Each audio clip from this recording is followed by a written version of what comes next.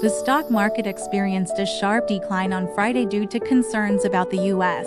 economy potentially faltering under the strain of high interest rates, which were initially implemented to control inflation. Key points include S&P 500 fell by 1.8, marking its first consecutive losses of at least one since April. Dow Jones Industrial Average dropped 610 points, or 1.5.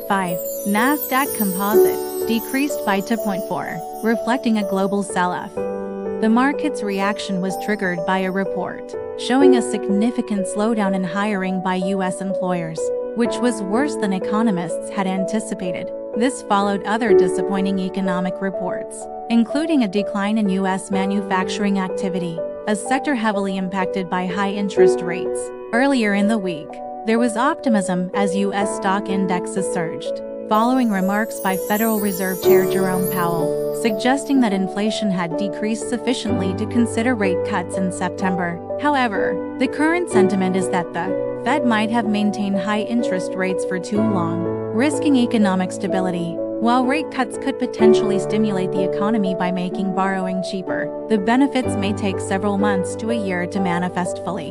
Brian Jacobson, chief economist at Annex Wealth Management, expressed concern over the Federal Reserve's approach, stating the Fed is seizing defeat from the jaws of victory. He emphasized that the economic slowdown has been so significant that a conventional rate cut in September might be insufficient.